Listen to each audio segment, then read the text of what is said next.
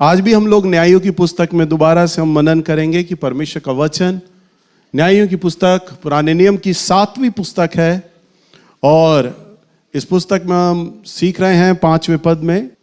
और लगातार हम सीख रहे थे कि किस प्रकार से राजा यामीन जो कि कनानी राजा था, उसने अपने सेनापति, प्रमुख सेनापति सिसरा को भेजा इस्राएलियों को मारने के लिए। और कनानी सेना लगातार लगभग 20 साल से इस्राएलियों को लगातार शोषण कर रही थी। फिर हमने देखा कि किस प्रकार से इस्राएलियों की प्रार्थनाओं को सुनकर परमेश्वर ने दबोरा को चुना। हम न्यायों की पुस्तक में देखते हैं दबोरा की स्त्री है जो कि एक नबिया भी है, यानी एक भविष्यवक्तनी भी है, और प्रभु ने उसे एक जजस के रूप में यानी न्यायाधीश के रूप में चुना। हम इसके अंदर पढ़ते हैं न्यायों की पुस्तक। न्यायों की पुस्तक एक ऐसी पुस्तक है, इससे पहले कि परमेश्वर ने कोई भी याजक, कोई भी नबी नहीं चुने थे, कोई भी चरवाहे नहीं चुने थे, परंतु परमेश्वर ने सबसे पहले जजेस बनाए थे, न्याय करने वाले। सो हम इस पुस्तक में न्यायों की पुस्तक पढ़ते हैं। इसमें एक छोटे छोटे अगुआ हैं और छोटे छोटे अगुओं के द्वारा प्रभु उनका इस्राएलियों का न्याय किया करता था। सो यहाँ हम देखते हैं जजेस की बुक में, न्यायों की पुस्तक में दबोरा को, और दबोरा के जीवन से सीखते हैं कि किस प्रकार से परमेश्वर ने उसके द्वारा उसके मन को उबारा और प्रभु ने कहा कि 12 गोत्रों को चुन जो कि इस्राएल गोत्र के होंगे और वो लोग इकट्ठा हों और कनानी राजा यामीन से युद्ध करें। न्यायों की पुस्तक 5 अध्याय और इसका 17 पद। गिलाद यरदन पार रह गया और दान क्यों जहाजों में रह गया। आशेर समुद्र के तीर पर बैठा रह गया और उसकी खाड़ियों के पास रह गया। हाँ, यहाँ पर न्यायों की पुस्तक 5:17 में लिखा है गिलाद यरदन के पास रह गया और दान क्यों जहाजों में रह गया। यहाँ हम देखते हैं युद्ध समाप्ति के बाद दबोरा एक गीत को लिखती है। दबोरा क्या लिखती है? एक गीत लिखती है और उसमें सारे गोत्रों के बारे में उनके लिए प्रतिक्रिया जताती है, उनकी तारीफ भी करती है, और जो गोत्र युद्ध में नहीं आया उनके प्रति वो शिकायत व्यक्त करती है। तो यहां हम देखते हैं वो बताती है कि दान क्यों जहाज में रह गया और आशेर समुद्र के तीर पर बैठा रहा, यानी समुद्र के किनारे पर वो बैठा रहा और उसकी खाड़ियों के पास रह गया, यानी कि वो किनारे पर ही क्यों बना रह गया। हम देखते हैं कि आशेर, जैसा दबोरा ने अपने गीत में बताया, आशेर समुद्र के किनारे पर रह गया था। हम देखते हैं कि किस प्रकार से, जैसे पिछली बार हम लोगों ने देखा कि हर एक गोत्र के पास दबोरा का संदेश वाहक पहुंचा था। आपको याद है? इस बार भी दबोरा का एक संदेश वाहक आशेर के पास गया और बहुत तेजी के साथ दबोरा के वो पत्र को लेकर गया। घुड़सवार था और धूल मूल में लिपटा हुआ, पसीने में लथपथ, बहुत गंदा, कई दिनों की यात्रा करते हुए आशेर के पास आता है और उसे वो पत्र देता है। आशेर के गोत्र के लोग भी उस पत्र को पढ़ते हैं। उसमें लिखा था कि हे मेरे प्रिय आशेर, मैं तुम लोगों से अनुरोध करती हूँ कि तुम्हारे जाति भाई इस्राएलियों को तुम्हारी आवश्यकता आन पड़ी है। परमेश्वर ने मेरे मन को उबारा है, मुझे बुलाहट दिया है कि मैं 12 गोत्रों को इकट्ठा करूं, क्योंकि तुम जानते हो कि जिस प्रकार से कनानी राजा लगातार 20 साल से हमारे ऊपर शोषण कर रहा है, युद्ध कर रहा है और वह हमारे राज्य को तबाह करने के लिए आ गया है। सो मैं तुमसे विनती करती हूँ कि तुम सब अपने जाति भाइयों के साथ आओ ताकि हमारे इस्राएल की रक्षा की जा सके, क्योंकि परमेश्वर की यही इच्छा है। हालेलुया। अरे कितना अच्छा मैं लेटर डिक्टेट कर देता हूँ। दबोरा की भावनाओं को कैसे मैंने बताया, उसने पत्र में यूं ही लिखा होगा। हालेलुया। परंतु हम देखते हैं कि दबोरा की जब बातों को उसने पढ़ा, उसने जाना और उसमें पत्र में उसने लिखा था, सो आशेर ने क्या प्रतिक्रिया जताई। दबोरा कहती है वो किनारे पर क्यों रह गया। किनारे पर आप देखते हो कि आजकल गोवा के अंदर या कई बार समुद्र तट पर, बॉम्बे में लोग समुद्र के किनारे पर क्या करते हैं? वहां आराम करते हैं, रेस्ट करते हैं। छुट्टियों के दिन जाते हैं और समुद्र के किनारे आराम से धूप में लेटते हैं। हम विचार करते हैं कि आशेर भी समुद्र के किनारे पर बैठा होगा और उसके लोग, उसके गोत्र के लोग सारे समुद्र के किनारे बैठकर आराम कर रहे थे।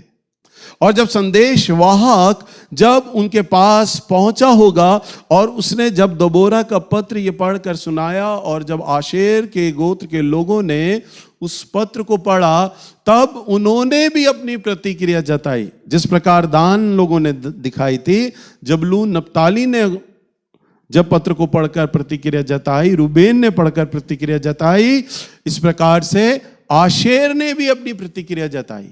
और क्या प्रतिक्रिया जताई? उसने कहा, ओ बहुत गलत समय पे ये युद्ध आ गया है। खैर कोई बात नहीं, परमेश्वर ने सोच के ही ये युद्ध रखा है। और हम जानते हैं दबोरा जो है वो बहुत धर्मी औरत है, बहुत पवित्र औरत है। और हम जानते हैं परमेश्वर के बुलावे को, परमेश्वर की बुलाहट को वो खराई से ही पूरा करेगी। ईमानदार औरत है वो।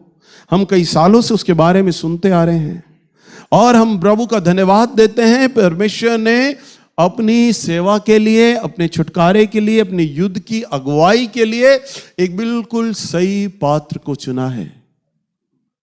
परंतु मुझे बहुत दुख है, हमें बहुत खेद है, हम युद्ध में नहीं आ सकते हैं। हम क्यों नहीं आ सकते? क्योंकि हम समुद्र के किनारे यहां अपनी छुट्टियां मना रहे हैं, हम आराम कर रहे हैं। हम पूरा साल भर व्यापार करते हैं, थक जाते हैं। हम अपने परिवार को समय नहीं देते, हम अपनी पत्नियों को समय नहीं देते, अपने बच्चों के साथ हम समय नहीं बिता पाते। 12 महीने हम बाहर रहते हैं और हम लोगों की मदद करते हैं, पैसा कमाते हैं। परंतु बड़े दुख की बात है कि युद्ध अभी ही आया जब हम छुट्टियां मना रहे हैं। हमें पूरे साल भर में मौका मिलता है, ये हमारी छुट्टियों का दिन है। हम क्षमा चाहते हैं। और उन्होंने संदेशवाहक को ये बोला, हम क्षमा चाहते हैं, हम नहीं आ सकते युद्ध पे। दबोरा से कहना कि हम भले ही शरीर में उसके साथ नहीं हैं, परंतु आत्मा में तो हम उसके संग रहेंगे। हम यहाँ छुट्टियां मना रहे हैं, हम शांति से हैं, हम पूरा ध्यान लगाएंगे, हम प्रार्थना करेंगे दबोरा के लिए और तमाम अपने इस्राएली भाइयों के लिए हम प्रार्थना करेंगे। और जो जो लोग हम ना जा पाए युद्ध के अंदर, हम सब लोग बैठकर हम प्रार्थना करेंगे और सब लोग हमारी प्रार्थनाओं को हमारा परमेश्वर जब सुनेगा, हमें पूरा विश्वास है कि परमेश्वर अवश्य ही आकर सहायता करेंगे तुम्हारी। और तुम्हें मालूम है कि कई लोगों ने इस बात के लिए स्वयं को अलग कर रखा होगा। वो संदेशवाहक को कहते हैं, कई लोग होंगे जिन्होंने इस बुलाहट के लिए, दबोरा के लिए, परमेश्वर की इस बुलाहट के लिए अपने आप को अलग कर रखा होगा। और जब वह ठीक ही होगी, हम विश्वास करते हैं दबोरा बिल्कुल ठीक रहेगी। परंतु बड़े दुख की बात है, आशेर जो था वो समुंदर पार ही रह गया, समुद्र के किनारे पर रह गया, आराम करता रहा। और उसने संदेशवाहक से कहा कि हम उसकी प्रशंसा करते हैं कि वो एक अद्भुत स्त्री है और हमें पूरा विश्वास है कि परमेश्वर ने सही हाथों में उसे ये जिम्मेदारी दी है। हम विश्वास करते हैं परमेश्वर उसे असफल नहीं करेगा, उसे निराश नहीं करेगा। परमेश्वर उसे विजयी बनाएगा और हम विजयी पाने के लिए हम लोग प्रार्थना कर रहे हैं। इस प्रकार से आशेर ने सांत्वना दी, परंतु हम देखते हैं वो समुद्र के तट पर रहा और उसने कहा कि मेरा व्यापार भी इन दिनों ठीक से नहीं चल पा रहा है, मेरा काम ठीक से नहीं चल पा रहा है। हम छुट्टियां मनाने आए हैं और रिलैक्स मूड में आए हैं, आराम कर रहे हैं और अपने व्यापार के लिए अब हम योजना बना रहे हैं, हम अपने परिवार को कैसे संभालें, अपने बिजनेस को कैसे संभालें, हम ये प्रार्थना कर रहे हैं। हालेलुया। सो आशेर का दर्शन क्या है? आज कलीसिया में, जैसा मैंने आपको बताया ना, हर कलीसिया में दान भी लोग हैं, जबूलून और नप्ताली भी हैं, रूबेन भी हैं और आशेर की प्रवृत्ति वाले लोग भी हैं। जैसा आशेर का स्वभाव है ना, उस प्रकार की प्रवृत्ति के लोग भी आज पाए जाते हैं कलीसिया में। जो आज इतवार के दिन, छुट्टी के दिन, जब परमेश्वर की आवश्यकता होती है उन्हें, जब परमेश्वर की बुलाहट की आवश्यकता होती है, जब परमेश्वर की सेवा की आवश्यकता होती है, वो कहते हैं हम चर्च नहीं आ सकते। ये कारण है हमारा, हमारी अपनी समस्याएं हैं, हमारी अपनी परिवार की चिंताएं हैं, हमारा आराम का दिन होता है। कई लोग कहते हैं हम वॉशिंग मशीन लगा लेते हैं उस दिन भैया, हमारा ये काम होता है, हमारे अचानक रिश्तेदार आ जाते हैं, हमारा तब ये काम होता है। आज संडे का दिन है, आप मेरी पत्नी से पूछ सकते हैं, आज लगभग चर्च के लिए जब मैंने रात को देर रात तक प्रार्थना किया परमेश्वर से, अपने चारों सभाओं के लिए जब मैं प्रार्थना कर रहा था, तो लगभग 4:30 पौने 5 के करीब परमेश्वर ने मुझे एक स्वप्न दिखलाया और प्रभु मुझे पूरा का पूरा वचन दिखा रहे कि मुझे क्या प्रचार करना होगा। उसकी सामर्थ हमारी निर्बलता में सिद्ध होती है। हालेलुया, वो वास्तव में अद्भुत है। कई बार हम छुट्टी मना लेते हैं, हम चर्च ना जाकर, उसकी आराधनालय में ना जाकर, जिस दिन परमेश्वर को हमारी आवश्यकता है। हम 6 दिन अपना काम करते हैं। आशेर भी तो अपना बिजनेस कर रहा था, अपना व्यापार कर रहा था। हम भी तो 6 दिन अपनी नौकरियां करते हैं, अपना बिजनेस करते हैं, बहनें अपना घर संभालती हैं, चूल्हा चौका करती हैं, परंतु ये प्रभु का अनुग्रह है, अनुग्रह है, अनुग्रह, अनुग्रह, अति अनुग्रह है हम पर, और खासतौर पे वर्ड इन एक्शन कलीसिया पर। प्रभु ने तो हमें 4-4 शिफ्ट दी है, 8 बजे वाली भी, 10 बजे वाली भी, 12 वाली भी और 2 बजे वाली भी। आपको जो चूज करनी है, जो आपको आराम लायक है, उस शिफ्ट में आप आ जाओ। दूसरे चर्चेस में तो एक ही शिफ्ट है, 9 बजे वाली या 10 बजे वाली। आप अपनी सुविधा अनुसार आ सकते हैं। आप सुबह जल्दी आ सकते हैं तो 8 बजे वाली में आ जाइए, थोड़ा और लेट आ सकते हैं 10 वाली में आ जाओ। ठंड ज्यादा हो रही है 12 बजे वाली में आ जाओ, और ज्यादा ठंड कब कब आते तो 2 वाली में आ जाना, धूप होती है। हालेलुया, प्रभु ने तो हमारी कलीसिया में ऑप्शन दिया हुआ है। कितनी अच्छी बात है, बताओ। अभी मैं वचन प्रचार कर रहा था, प्रभु ने मुझे बोला ऑप्शन है ये, बोल। आपको पता है दिल्ली में सारे चर्चेस बंद थे, अभी भी बंद हैं, परंतु प्रभु ने बीते 5 महीने से हमारे चर्च को खुलवा रखा है। ये उसका अनुग्रह है। और फिर भी हाय हम पर कि हम अपने घर पर बैठे रहे। हाय, हालेलुया, है या नहीं? फिर भी हाय है ना। अगर आप अपने घर पर बैठे रहे, प्रभु ने आपको हर मौका दिया है। पुलिस आपके पक्ष में कर दी परमेश्वर ने, हैं, शिफ्ट आपके पक्ष में कर दी परमेश्वर ने। कोई चर्च नहीं खुला, प्रभु ने हमारा चर्च खोला हुआ है। तो भी आप इतने व्यस्त हैं, मंडे टू सैटरडे तो बिजी रहते ही रहते हैं। आशेर के समान जब प्रभु को आपकी आवश्यकता, आप तब भी बिजी हो जाते हैं। आप कहते हैं प्रभु ये मेरे आराम का समय है, मैं नहीं आ सकता। मालूम है आपको क्या होना चाहिए? आप ऐसे जितनी जितनी बहनें, जितने जितने भाई लोग आए हैं ना, हमारा 1 बजे वाला सभा अधिकांश बपतिस्मा पाए हुए लोग हैं यहाँ पर। और हमारे बपतिस्मा पाए हुए लोग जितने भी है ना, अधिकांश हमारे सारे परिवार बपतिस्मा पाए हुए हैं। परंतु मैं देखता हूं आपका पूरा का पूरा परिवार भी नहीं आता है। अगर आप लोग बपतिस्मा पाए हुए लोग जो पुराने विश्वासी हैं, अगर आप पूरा परिवार यहां आने लग जाए ना, तो 1 बजे वाली सभा में जगह क्या, बाहर भी जगह नहीं होगी। परंतु होता क्या है, आप में से परिवार में 1 व्यक्ति आता है या 2 व्यक्ति आते हैं। मुझे कहते हुए अच्छा नहीं लगता, परंतु आपके जितने भी परिवार के सदस्य हैं ना, वो आशेर की प्रवृत्ति वाले लोग होते हैं। वही वो विचारधारा वाले लोग। तुम जाओ, तुम तो हाजिरी दे रहे हो ना। पति कहता है पत्नी को, अब की बार तू चली जा, तू हाजिरी दिया घर के नाम की, अगली बार मैं जाऊंगा, फिर तू मत जाना। परंतु होना तो ये चाहिए कि आपके घर में उस दिन ताला लग जाए। आप अपने प्रभु से मिलने आ रहे हैं। हालेलुया। प्रभु के एक दास हैं रिनाल्ड बोंके, साउथ अफ्रीका में उनकी सेवकाई है। प्रभु ने उन्हें दर्शन दिया। मैंने आपको पिछली बार बताया था, प्रभु ने पूरा उस व्यक्ति के द्वारा पूरे देश को बदल दिया, साउथ अफ्रीका को। और वो अपनी गवाही में बताते हैं, उनकी गवाही को मैंने सुना अपनी पुस्तक में, वो गवाही बताते हैं कि जिस शहर में, जिस टाउन में उनका क्रूसेड होता है, उनका मीटिंग होता है, वो बताते हैं उस शहर के, ध्यान से सुनना, कलीसिया की तो बात ही नहीं कर रहा, उस शहर में उनका क्रूसेड होता है, उनका जहां मीटिंग होता है ना, 80%, 80% कॉलोनियों में ताले लग जाते हैं। सारा का शहर उठकर ग्राउंड में आ जाता है। सोचो रोड का क्या हाल होता होगा, चक्का जाम, ट्रैफिक चलने की जगह ही नहीं, क्योंकि पूरा शहर उतर आया है पूरी सड़क पर। हालेलुया।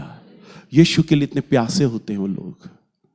पूरा शहर बंद हो जाता है, लॉकडाउन लग जाता है, सारा का सारा ग्राउंड में सिमट कर आ जाता है प्रभु से मिलने के लिए। आप तो चर्च में भी नहीं आ पाते, अपना दरवाजा बंद नहीं करते, पूरा का पूरा परिवार नहीं आ पाता।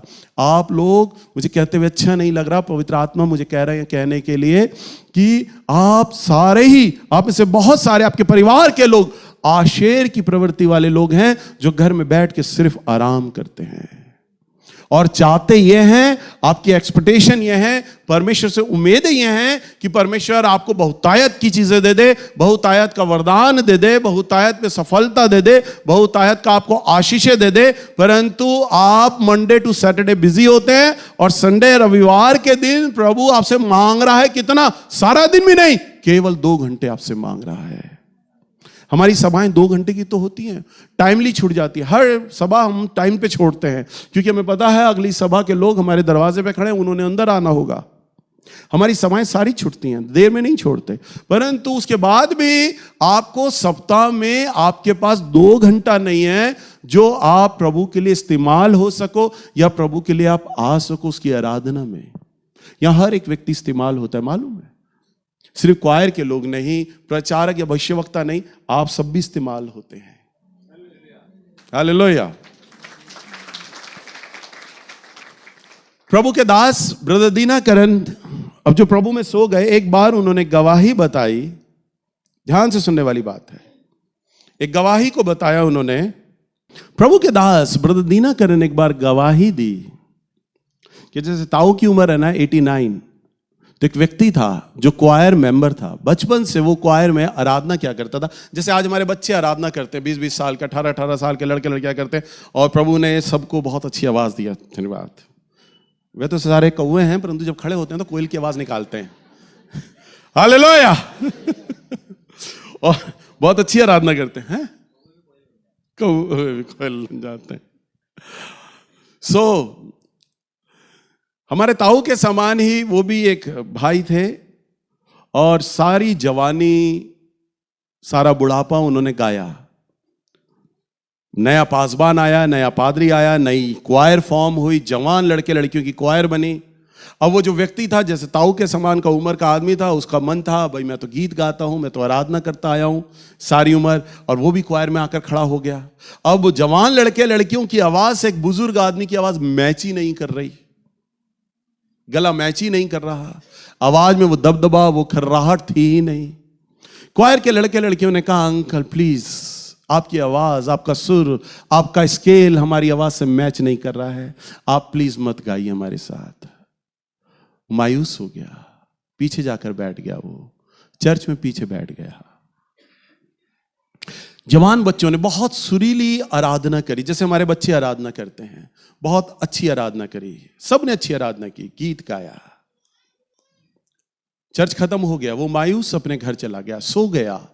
रात को सपने में स्वर्गदूत उस बुजुर्ग आदमी के सपने में आता है और कहता है आज चर्च में सबने मेरे लिए गीत गाया, परंतु तू चुप क्यों रहा?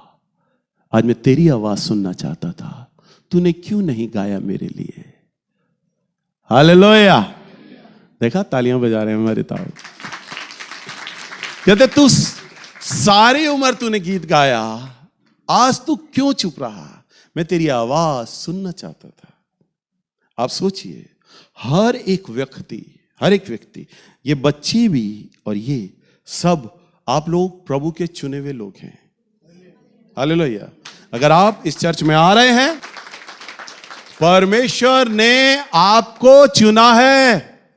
आप तेल और पानी वाले लोग नहीं हैं, आप प्रभु में बढ़ चुके हैं, बढ़ रहे हैं, आप बपतिस्मा पाए हुए लोग हैं, आप प्रभु के लहू से धुले हुए लोग हैं, आप आसान लोग नहीं हैं, आप आम लोग नहीं हैं।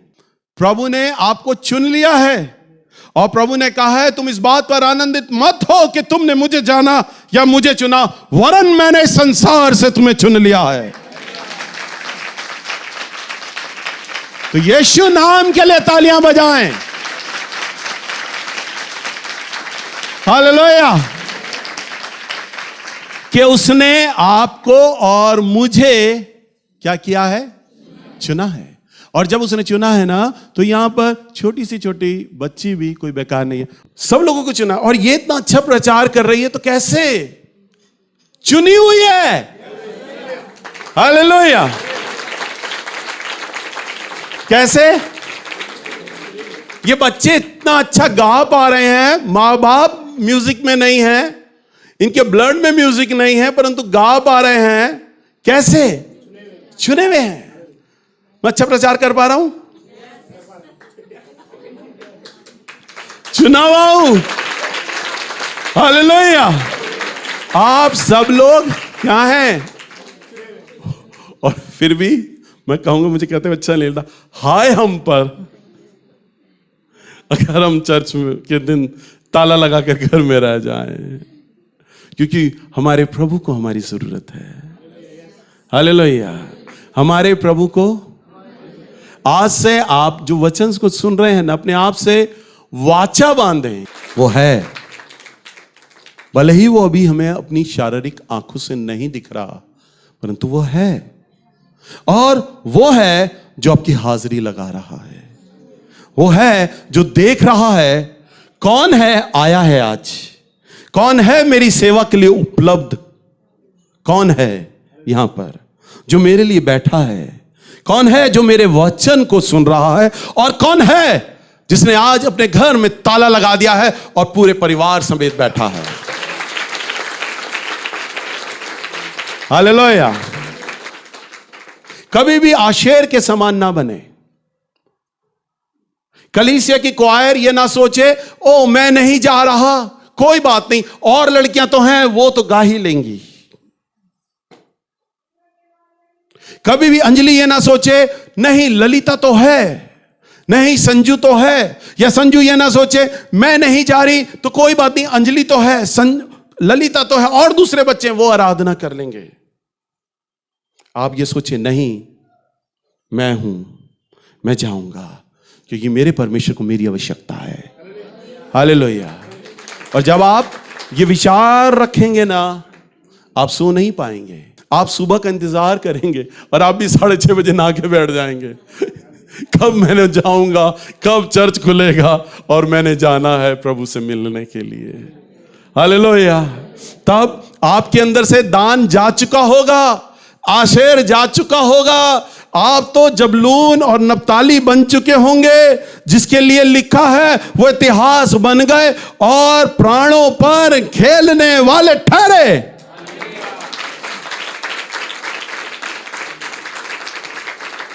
हालेलुया।